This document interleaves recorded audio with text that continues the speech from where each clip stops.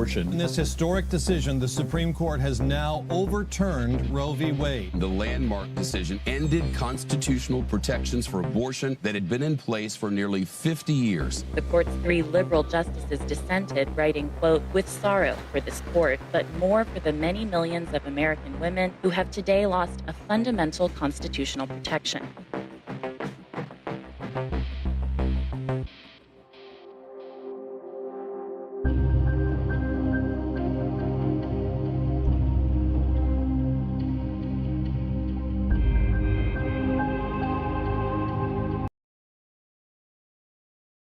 God, I hate this. Showing this is going to make it worse, but thanks, by the way, to whoever the fuck did this.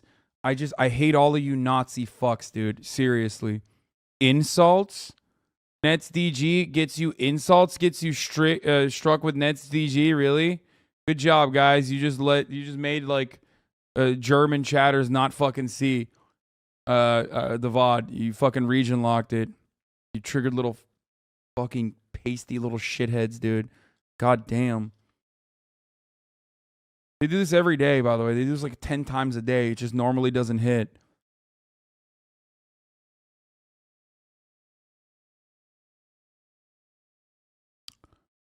I do this this happens every day, for the record. Like, what they try every fucking day.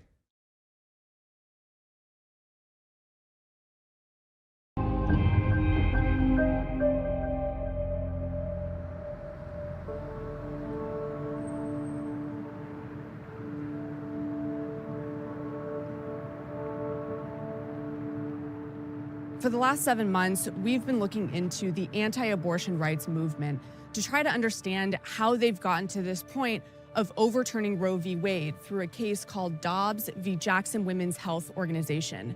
We revealed their years-long strategy to pull this off, their playbook, what's next on their agenda, and most importantly, what this will mean for the millions of people at the center of this issue.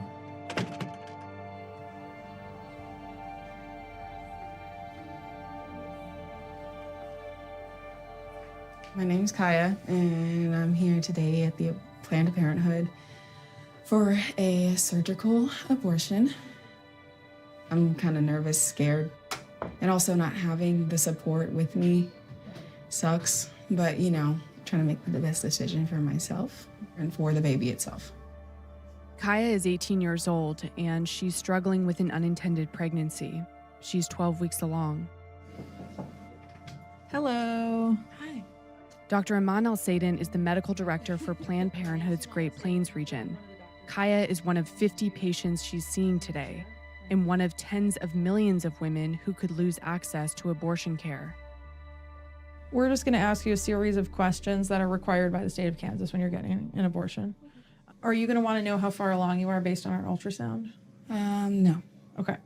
And will you want to see the ultrasound image? No. Will you want to receive a physical copy of the ultrasound image? No. Do you want to know if you have a multiple pregnancy, like twins, triplets? No. Why did you decide to terminate your pregnancy? Because I knew that I couldn't give a life that was deserved. And also I'm too young. I know that there are single parents and young mothers out there who have done it and can do it and are fully capable, but that's just not my situation. There are a lot of states that are outlawing abortion right now. Kansas is kind of in the middle of this sort of sea of red.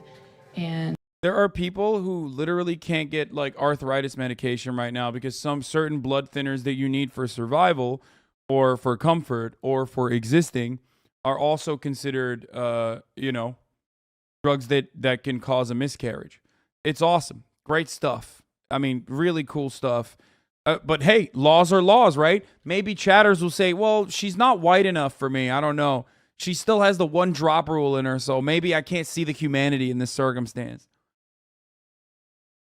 And I wonder how your life would be different if you couldn't terminate your pregnancy. I would not be able to maintain a job and work and take care of a baby full time.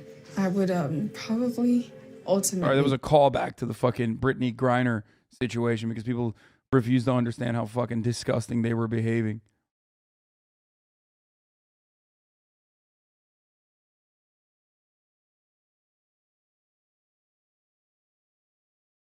give the baby up for adoption.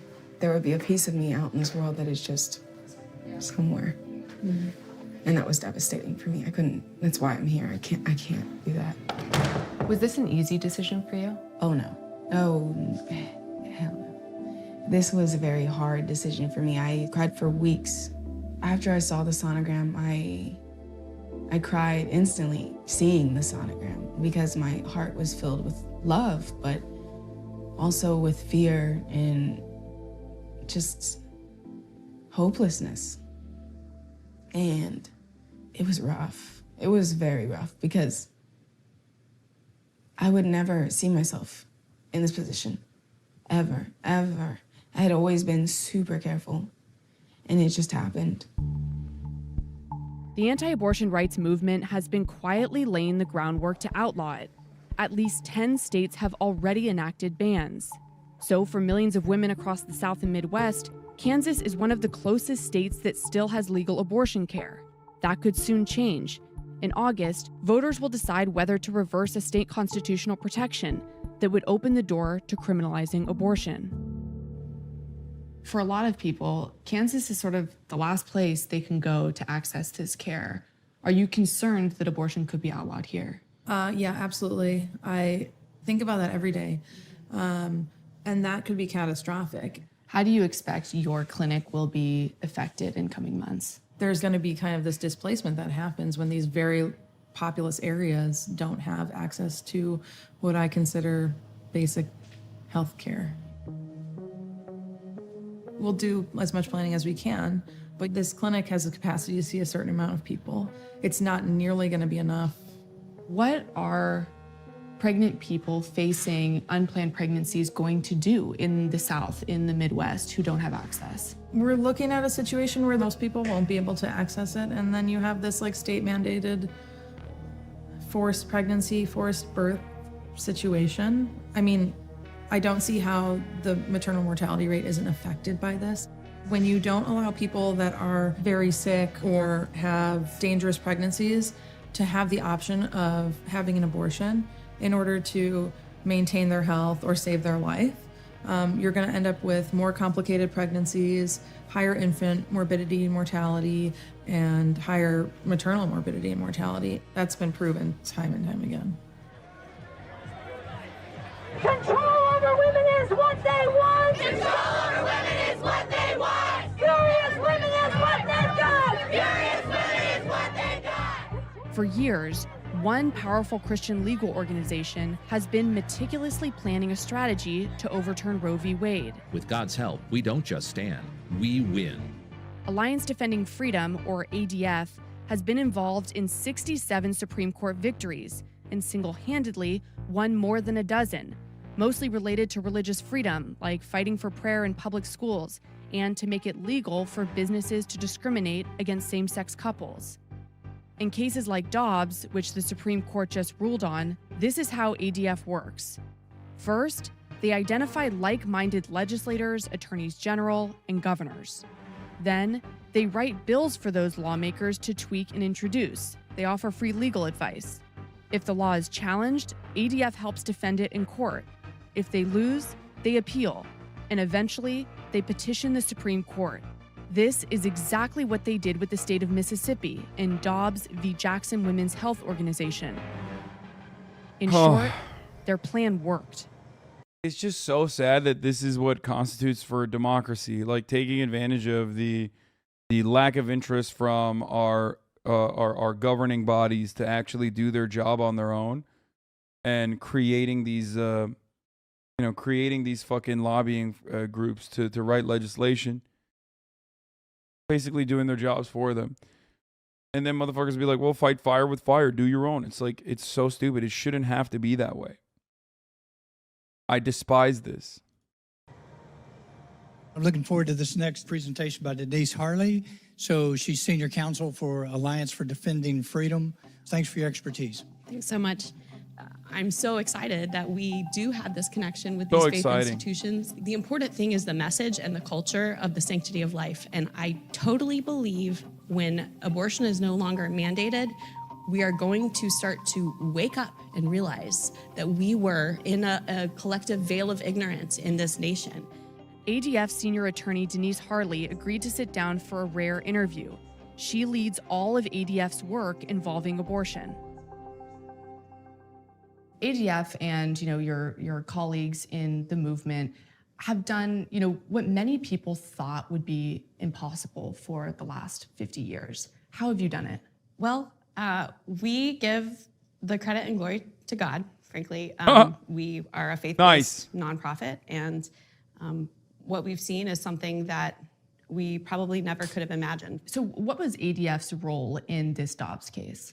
So we worked very closely with Mississippi from the very beginning, including we had a hand in crafting the legislation of the 15-week bill, coordinating, advising them during the pendency of the litigation, and then at the Supreme Court, we have been, alongside them all the way, offering just as much help as we possibly can. Would you consider yourselves co-counsel in this case? So Denise has already said as much as she could possibly say about our involvement, so Okay. we really can't address any more questions. Okay, but just to clarify, did you all write the arguments at the center of this case? So again, we really can't address anything having to do with our involvement past what Denise has already addressed. Okay. Sorry about that. Okay.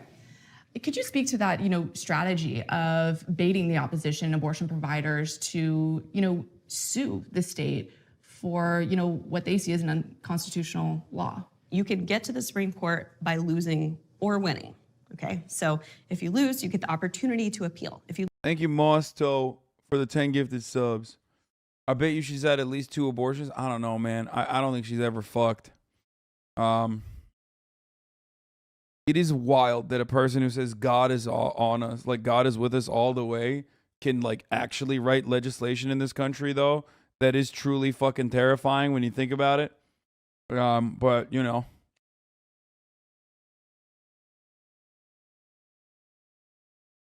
It just affected America either. Here in Australia, abortion was only made legal in the last decade, and in one state just last year. Now this is all going down in the USA. There's a big conservative movement against abortion again. Sad, yeah.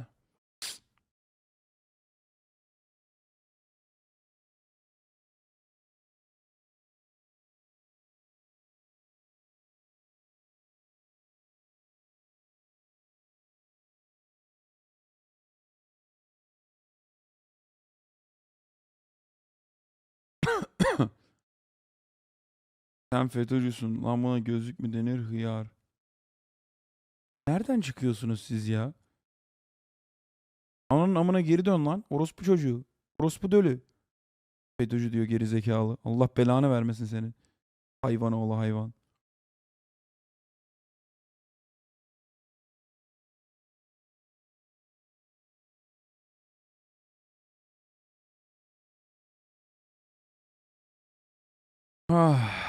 Anyway. Dude, I got the fucking... I hate this kind of... I hate getting into this kind of dumb bullshit. I'm gonna run the ad break here. No, not anyway. I'm just running the top of the hour ad break. Sorry, it's unceremonious, but...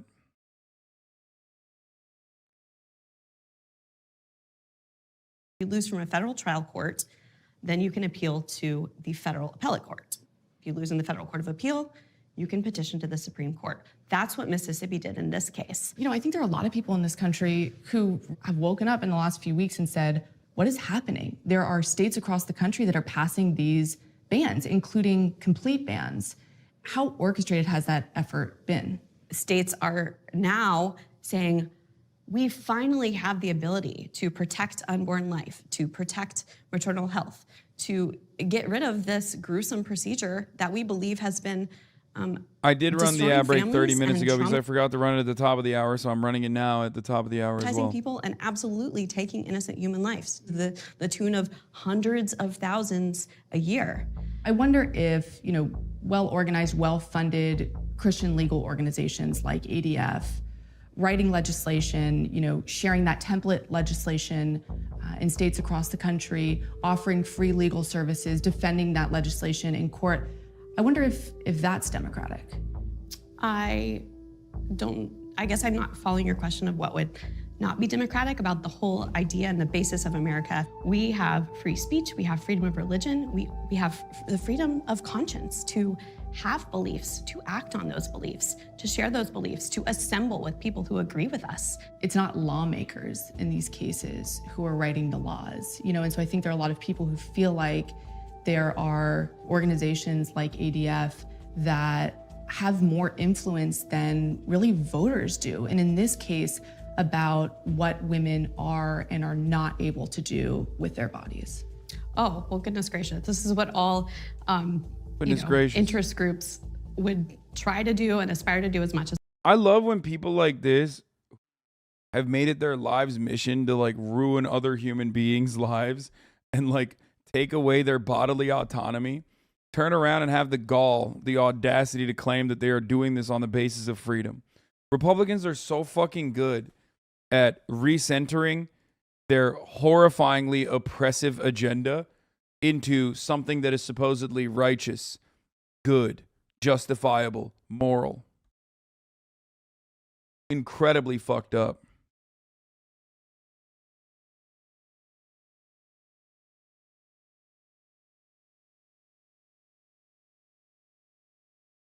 As possible. ACLU, Planned Parenthood, NARAL do this all the time. That's what the First Amendment allows. Of course, there are a lot of women who would argue, what about my freedom to make medical decisions with my doctor about my own body? Well, I would say abortion is not healthcare. It is, it's a procedure that takes a human life. And that was never a constitutional or fundamental concept that a woman or a father or a doctor or anyone would be able to take an innocent human life. It's definitely not one of our constitutional rights. I think people wonder why, particularly when these things aren't public, these are private meetings, why these groups should be able to, dictate the lives of millions of women when it comes to this decision. I mean, What about separation of church and state? How can they be a faith-based organization and affect policy so much? What are you saying? I mean, I'm sorry. Let me answer your question by saying, the fuck? Separation of church and state is not a real concept. Okay? That's it. What separation of church and state? We live in America, brother. There is no separation. This is a Judeo-Christian nation. You know what I mean? At every single point of this country's existence, we have had Christianity utilized as a galvanizing force, as an organizing force, oftentimes for justifying white supremacist ideals.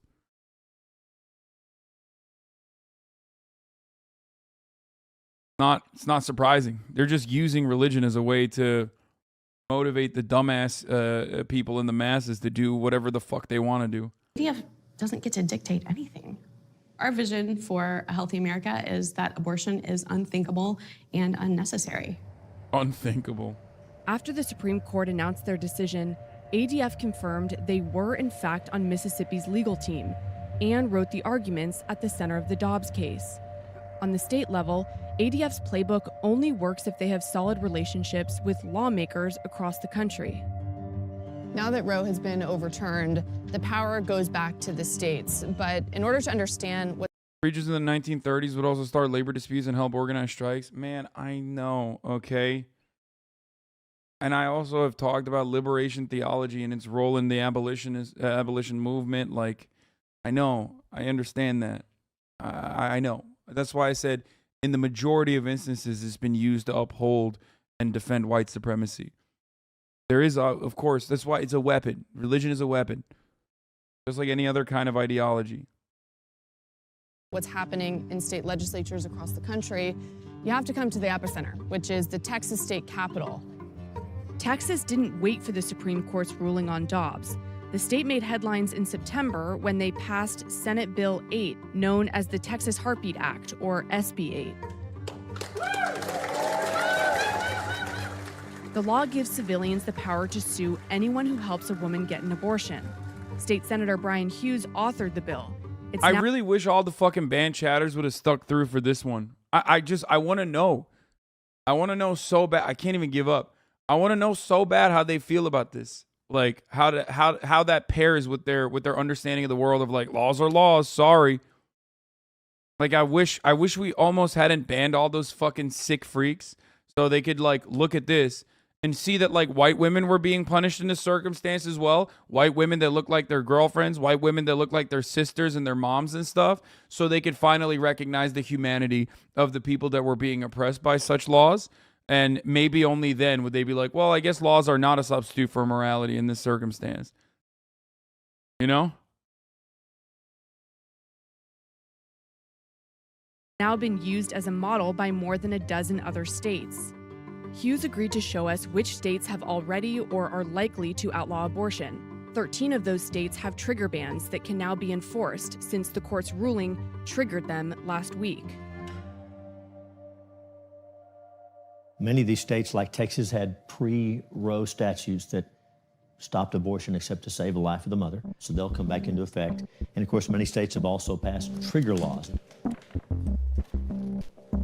Texas, Louisiana, Mississippi, of course, Arkansas, Oklahoma, Tennessee, Missouri, Kentucky, Ohio, West Virginia. The chances are pretty high. Iowa, of course. I want to say Wisconsin as well. I think Michigan is also on the list, isn't it? Indiana, and the Dakotas, Nebraska, Kansas, Montana, Idaho. So what we're seeing now is that more than half the country is certain or likely to ban abortion or attempt to ban abortion basically overnight. That's right. That's exactly right. What happened in Texas can help explain what's now happening in other states. After SB 8 passed last September, abortions in Texas dropped by 60%. Since then, there have been roughly 3,000 fewer abortions per month. Thousands of women are leaving the state for care. Others have no choice but to go through with their pregnancies. Did you consult with any women, any moms while drafting this bill? Oh, yes, we certainly did. In fact, we've heard testimony from women really all across the spectrum. Some women who have chosen life and are glad they did. Some women who made the choice to have an abortion or are dealing with that. I wonder more about the moms who have comorbidities, who are living in poverty, yes, who could die and do die during pregnancy, childbirth, and postpartum. Did you consult with them? Speaking about the mother's health, I want to be clear. In Texas, if there's a risk to her life or to her health, then there's an exception. So we've had that in Texas for a long time, and that's still in place with the heartbeat law. I think it's just important to note, though, oftentimes the mother's life is at risk well beyond the point that they can have an abortion while they're in childbirth and postpartum. You know, even months after giving birth, women can die from complications with pregnancy and delivery. And so you're talking about a condition that the doctors aren't able to detect. Exactly. I'm not trying to argue. I want to understand. I want to follow what you're talking about. No, my point is this. Maternal mortality is yes, a massive problem in Texas. Yes. You're 43 on the list of states when it comes to that issue. For many people, forcing them to go through with a pregnancy and with childbirth can put their life at risk. The people of Texas feel strongly that that little baby growing inside her mother's womb is a human being worthy of protection. And so we set out to protect the little baby's life while we love and support and respect the mothers during and after the baby comes. During the women's rights movement of the 1960s, the Supreme Court ruled in Griswold v. Connecticut that the Constitution protected the right to privacy as it relates to birth control. This laid the groundwork for Roe v. Wade. And then 8 years later, justices decided abortion was also implicit in that right. January 22nd, 1973 will stand out as one of the great days for freedom and free choice. At the same time, in the early 70s, the country's most famous anti-feminist advocate, Phyllis Schlafly, and her grassroots organizers ensured the Equal Rights Amendment was blocked. When you make the laws apply equally to men and women, you end up... Yo, hit me with that Joe Rogan link again, by the way. I want to hear what his take on Roe v. Wade is.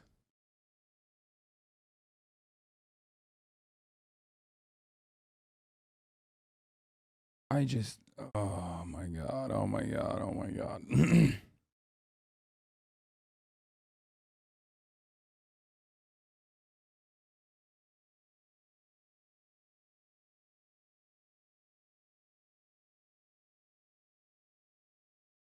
Now that Reddit is back on,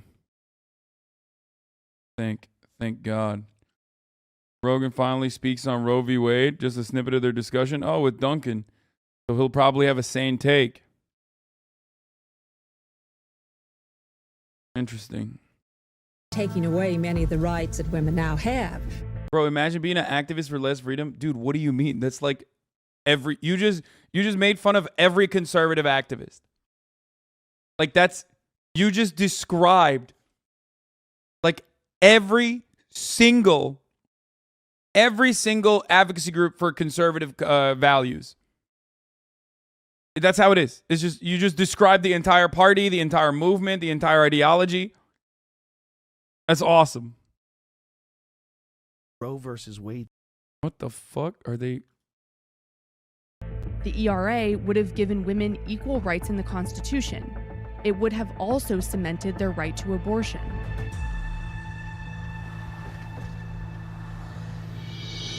You're listening to K-Talk Radio, KBJA 1640 AM. Bringing you live, local, two-way talk.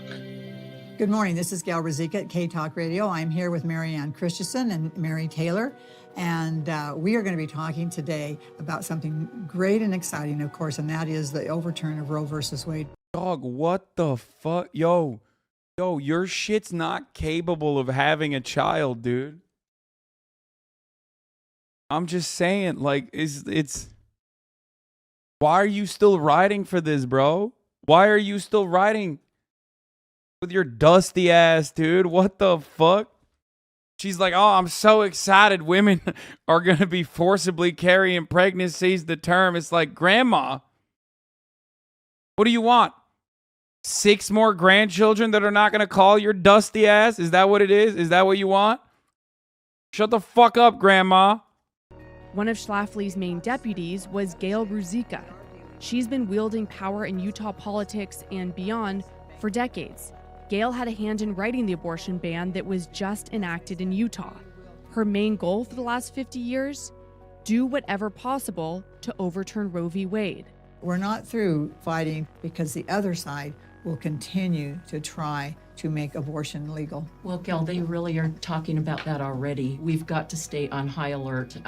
One of the things that I am hearing is that the pro-choice side is complaining that the rape exception should not have to require a police report. If there doesn't need to be a police report, then we are just protecting perpetrators. Oh my God. Dude, that is insane. The reason why there can't be a police report is because in so many of the circumstances, the police are notoriously bad at dealing with rape kits. There's a rape kit backlog, and a conviction on top of that. Demanding a conviction is going to mean that you can't get a fucking abortion anyway. You're done. You're trapped.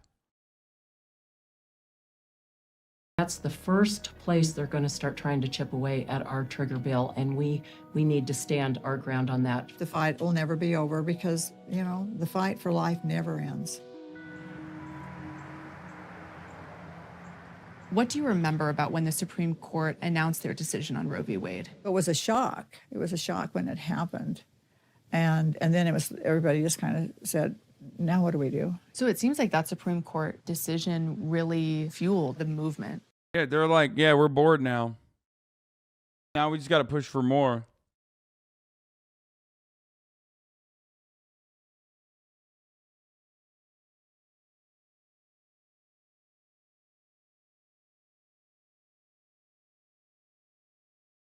We already watched this, Hasan? No, we didn't.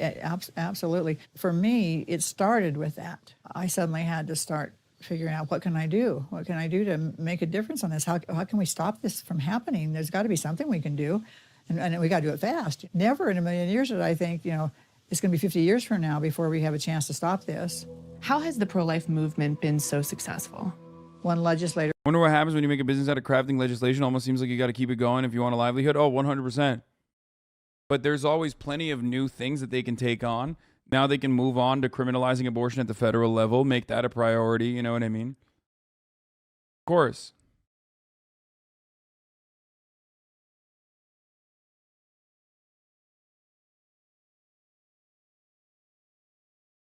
One time was speaking to a group and I was in the audience and he acknowledged that I was there and he says, when I get there in the morning, she's already there, and when I leave at night she's still there.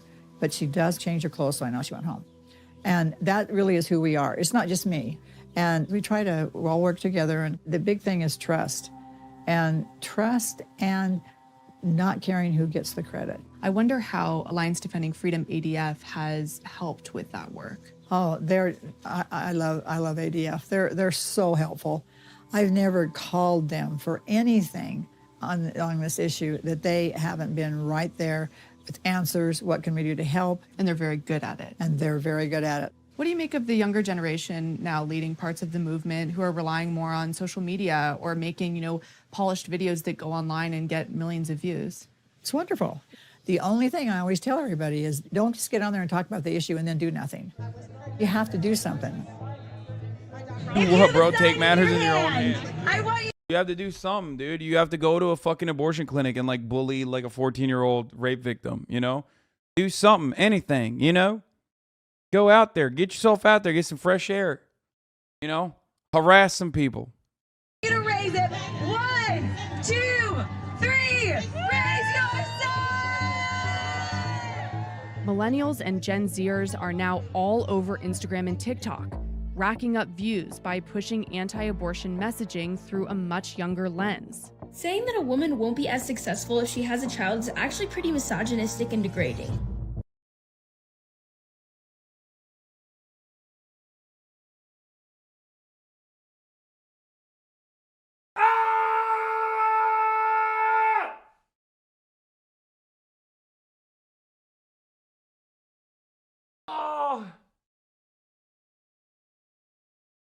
Oh!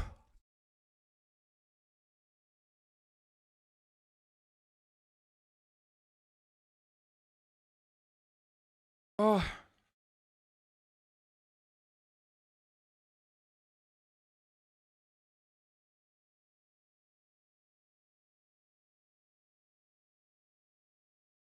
I don't know what to say. I'm done. You want a culture that minds their own business when innocent human beings are being killed? Honestly, that sounds like something slave owners would have said so proudly. In the last several years, they've framed that messaging with leftist language, feminism, science, human rights. It is the sexual revolution and the abortion movements, both largely driven by men, that have waged the real war on women. Women, we weren't made to want to kill, to destroy. We were made to fiercely fight, to protect. That is authentic feminism, a feminism that demands true equality under the law for all people, born and preborn. Lila Rose became a national figure after she filmed undercover at several abortion clinics and posted the videos online. They went viral. I want to terminate this pregnancy because of the gender. Like I said, because don't tell us that. We don't want to know. After Planned Parenthood threatened legal action, accusing Rose of deceptively editing footage, which she denies, Rose sought the help of ADF, and ADF saw an opportunity. They backed her legally and gave her media training. I wonder if I could just like fucking, I don't know, if I could like hit myself in the head hard enough, maybe I could like break my brain so that this kind of stuff doesn't bother me as much anymore. No? Like, look at this fucking piece of shit, the smile on her fucking face when she's on television.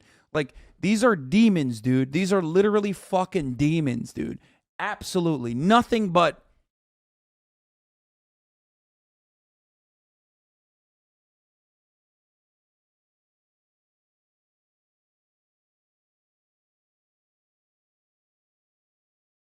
insanity, dude. Insanity.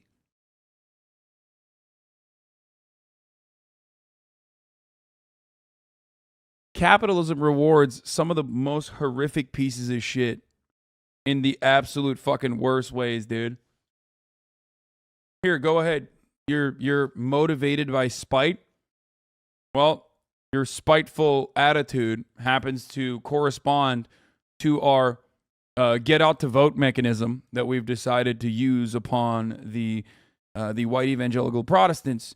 So let's fucking shape you into the media animal and put you on every fucking broadcast, including Bill O'Reilly, who's like directly responsible for the murder of a doctor that used to provide abortions.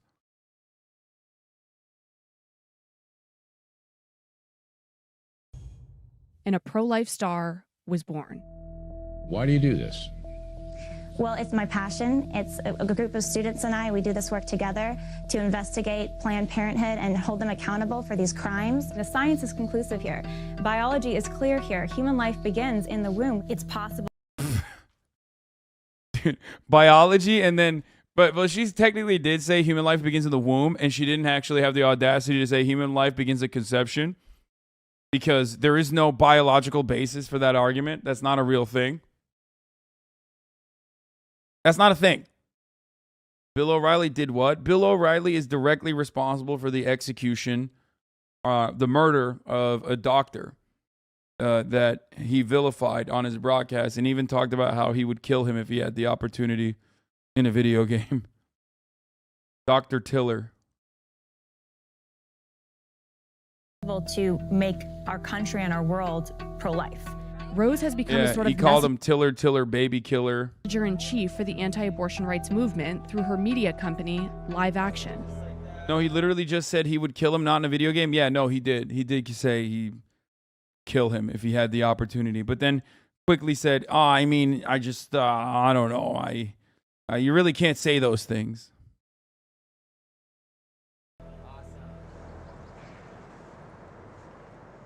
Our following is now nearing 6 million combined, and our view count is, I think, at over 1.5 billion now, combined video views. That's a huge amount of people. It's a huge amount of people. And I just wonder if there's a sort of strategy style language that you're using that really speaks to our generation and younger. Social media is a really powerful engine, and it can be a powerful engine for good or for bad. But when you combine it with facts and creative abilities to make it really attractive for people so they can really understand it, human interest stories, I think that's a winning combination. Do you have a sense of how many minds you've changed, people who were going to pursue an abortion? We do, actually. So it's really exciting. Our most engaged followers are teen and young 20 women, like 18 to 24 women. And when we survey them, 38% of our last surveyed group said that their minds were changed on abortion. It's not lost on you that the other side's criticism of you is that you're misleading, that you spread misinformation. What's your response to that? Yeah, the misinformation is coming from the pro-abortion side. That's lying about the humanity of the child. That's lying to women. The humanity of the child, dude.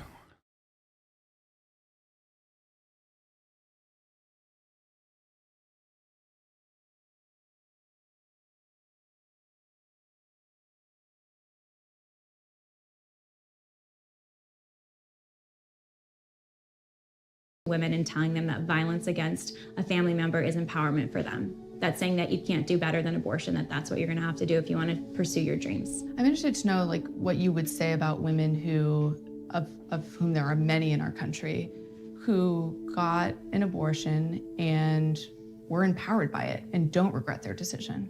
Well, there's always gonna be stories that people will tell themselves to justify what they did. And I think that's one of the really sad parts of the pro-abortion movement is when they really like stuff the pain or the hurt down because women feel like they have to walk around and say like, I'm glad I had my abortion. Maybe you're not giving women enough credit for making their own decision and not being influenced by anyone and being empowered by that decision. I mean, do you feel like you're giving women enough credit? I think a lot of the women and the thousands of women that we've interviewed or surveyed or talked to over the years, the common theme when faced with a pregnancy where they felt like they had to have an abortion is pressure. It's fear. It's feeling like they have to do this.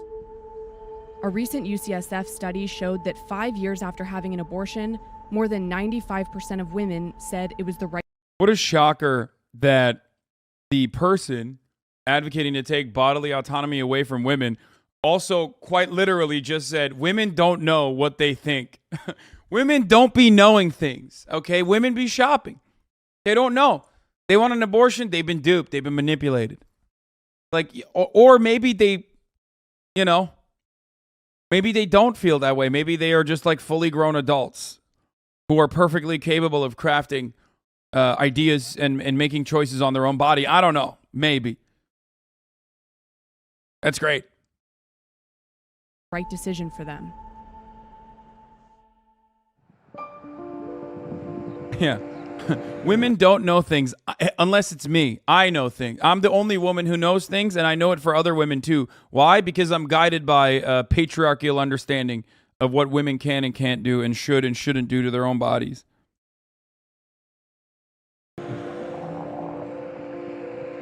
In 2019, there were more than 300,000 abortions in the 26 states that have or are likely to outlaw abortion imminently. For the thousands of people who will be forced to carry out their pregnancies, the anti-abortion rights movement says there's a catch-all solution: pregnancy resource centers, or PRCs, like this one. PRCs are typically funded by anti-abortion rights advocates. When PRCs or crisis pregnancy centers, both of which have been accused of spreading misinformation and persuading women away from abortion, have faced legal turmoil, ADF has represented them in court. How are you going to learn to be a good mom? By following through with my therapy and learning from my doctors. This is Courtney Barker. She considered abortion in her first trimester, but decided to research adoption instead. So what did we talk about today? That there is actually resources here in this program for adoption, that there's families actually waiting. So this is called a life book, and it's just them sharing their life with you. Their kids, why they're adopting, what's important to them. The cottage provides food, mental health services, job training, and a pathway to adoption. What would you look for if you were looking through these books? Probably someone like Alex and Stacy that are young. Looks like they're really compatible. It's a big family right there. That's a big family. See, that would be perfect, you know? The cottage is also a maternity home where she and other mothers with unplanned pregnancies live. Once their residents give birth, they offer formula, diapers, and a bassinet for up to a year. While this is a lifeline for those— Oh, dude, by the way, this was actually... Okay, this is actually really fucked up, but Amber Lee Frost talked about this a little bit. And it is a truly interesting part of this dynamic that it is a blind spot for me as a man. But a lot of these like family crisis centers and shit are straight up, unfortunately, some of the more adequately funded facilities for getting reproductive health services. So she was literally talking about like, hey, sometimes women knowing full well that they want to get an abortion will go in there just to get an ultrasound for free because they know they can get that there and be like, yeah, I'm totally not going to have an abortion. Or that they are actually adoption fronts. And while that is horrifying in many respects, horrifying to like say to you know, guide women away from getting this medical procedure so that they can, you know, put their babies out for adoption, okay? Some people do take advantage of that because at the very least, they have their medical care of giving a pregnancy or carrying a pregnancy to term if they do truly want it. This is one of the only places where they can do that for free. So think about how fucked up that is in America. Where like, I mean, it's like some form, it's like a weird fucked up form of human trafficking almost. Utilizing people who are victims of sexual assault or people who are victims of the dire socioeconomic constraints that they are that they're forced into as a way to pump out baby mills, yeah. Like a fucking puppy mill. And what's really messed up about it overall, what's really messed up about these facilities overall is like, they would not fucking exist. Yeah, no, I'm talking about Chapo. Yes, that's why I said Amber talked about this on Chapo, and she brought up a blind spot for me that I had not considered, that I did not know about. That there is a weird, in all that darkness, there's a weird, additionally dark glimmer that like the family crisis centers straight up. Wait, what? My latest IG story made it on the file. Okay, come on. Going to go out tonight by seeing over this last 4th of July weekend. And stop, dude. Those who have access, there are many more moms. Coming from a woman who knows better than every other woman, please speak over us. Talking to me? Or are you talking to the other woman? Talk over women. Don't be afraid to speak over women. What? She just really discredited all those women's life-altering decisions offhandedly? Oh, yeah. No. She's talking about this other fucking anti-abortion psycho who is, like, speaking over... moms who do not receive the resources they need. Several years ago, Courtney was diagnosed with bipolar schizophrenia. She self-medicated with meth, cocaine, and alcohol. And before landing at the cottage, she was homeless. She's now in recovery. Mental health is something that I think is hard for a lot of people to talk about, even though it's really common. Are you open to talking about some of those challenges? What did Amber say on Chapo? What I just described, that like a lot of women use these facilities because these facilities are the only fucking adequate reproductive health care that they can get. Whether it is because they want to get a fucking free ultrasound out of the way before they end up getting an abortion, or because they literally are like, all right, well, you know, at least I can go and, like, you know, give this child, if I do carry this pregnancy to term, I can do it for free here. And on top of that, I will be able to offer a better future for this child because they have, like, an adoption service planned, an adoption service that is already, like, assigned to it.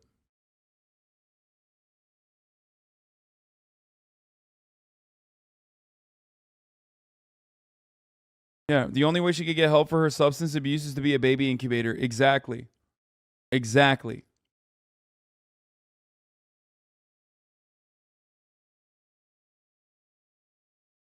My friend lost her insurance. She got her ultrasounds at those pregnancy centers because she couldn't afford to, and they did it for free until she got another job. It's a real thing. Yeah.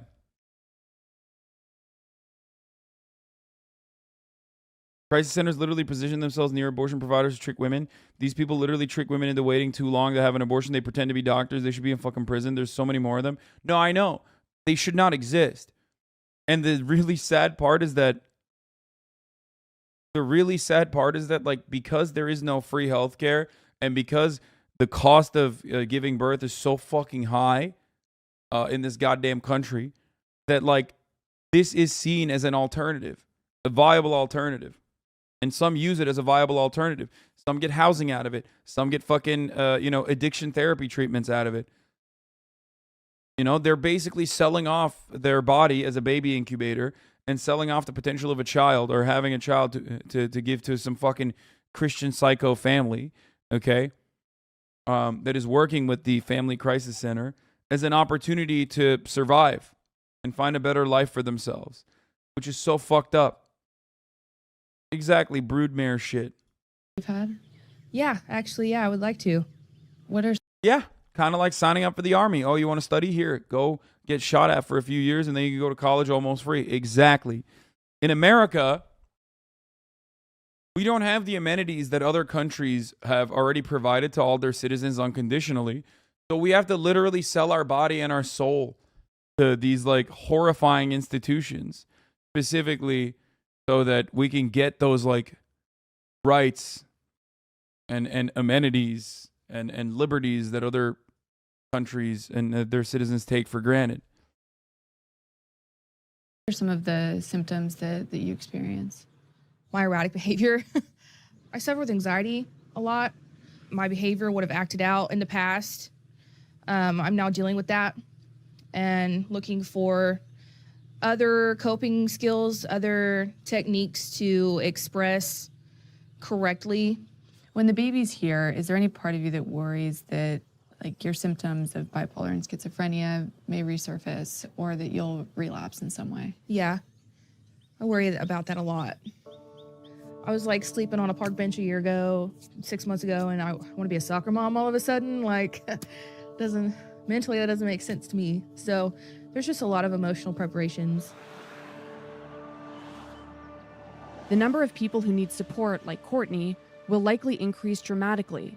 Oklahoma recently passed a near total ban that criminalizes performing an abortion at any stage of pregnancy. Far more women will now likely be forced to give birth, often at the most vulnerable time in their life. Lana Smith, executive director of the cottage, is preparing for that influx.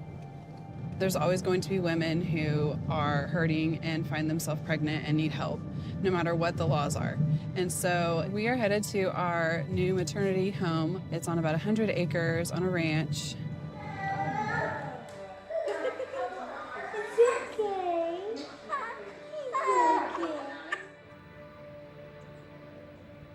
What are the real life challenges that these women Real are life, facing? yes, real life challenges. Yeah, Broodmare Ranch, baby farm. Straight up. Exactly what it is. All of our, obviously, clients who live in our maternity home were homeless before and living on the streets, right, under, in an alley or underneath a highway. I mean, yeah, we've seen them everywhere. If they're not homeless, they're bouncing from friend to friend's couch and usually doing things, giving things that, you know, they normally wouldn't want to do, but they have to because... Like prostitution? Like prostitution, anything, you know, selling drugs for someone, doing things that they wouldn't want to do, but they feel like I have to do this because I have to have a roof over my head, I have to have food to eat, I have to have some type of safety. This is my new room. This is where I'm gonna be sleeping, and then the baby's bed's gonna be right there. I'm gonna be keeping all my baby stuff in here. So before I moved in, I decided that I was gonna name him Sam. They had this, which I think is just a sign from the gods. Yeah. If you didn't have help from these organizations, where would you be? I mean, I would be in a really bad place. Is there any part of you that's still considering adoption? Yeah, I mean, there was, but I kind of really just got over that. So have you made your decision? Yeah, I'm gonna keep him. Wow. Yeah, he's gonna be mine. Yeah, and I mean, it's kind of awesome that I get to have that feeling, and I get to realize that it is a choice, and it is an appropriate one. Mm-hmm. Do you want me to open first? All right. This is your first baby. Is such an incredible, life-changing event. You will be an amazing mama. Wish you all the best. Love and always. I'm gonna cry. I know, me too. With this new law, you know, inevitably there are going to be a lot more women in need. Yes. That's expensive. Yes. How will you afford to serve them? All of our funding is donor and grant funded. We've talked to legislators, we've talked to state representatives, and talked to them about ways that it could change in the future. We are busy, but we can always take more moms. We can always expand our services and help in any way we can. The Oklahoma legislature has allocated $3 million to supporting the 6,000 women facing unplanned pregnancies each year. Split evenly, this amounts to roughly $40 per mother per month. Add the thousands of more women who will now be forced to carry out pregnancies, it's not nearly enough. We're at the Oklahoma State Capitol to meet with Senator Nathan Dahm. He's written some of the strictest abortion laws in the country. What's clear is that these laws will create an incredible financial burden. What's unclear is who is going to pay for this.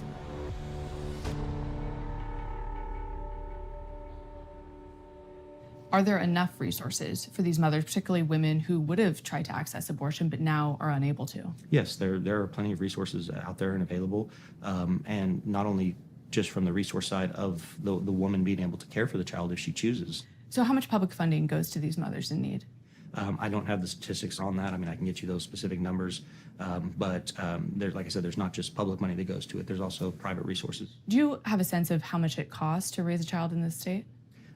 In Oklahoma, I mean, our cost of living is much less than a lot of other states, but it's not inexpensive for sure. But again, if the individual doesn't want to incur that expense and everything, there are adoption opportunities. I guess I'm trying to understand, you know, how you know that there's enough resources when you don't actually know how much it costs a mother to raise a baby. Well, because with the pregnancy resource centers that I talk to, they have more than enough supplies that they are continually reaching out to, and they're proactively trying to give out their supplies and trying to help these mothers. How do you measure that? I mean, you seem very confident that, like, this won't be a problem, but there are nearly 5,000 abortions in this state in 2019. I mean, that is a lot of women who are going to be looking for alternative options.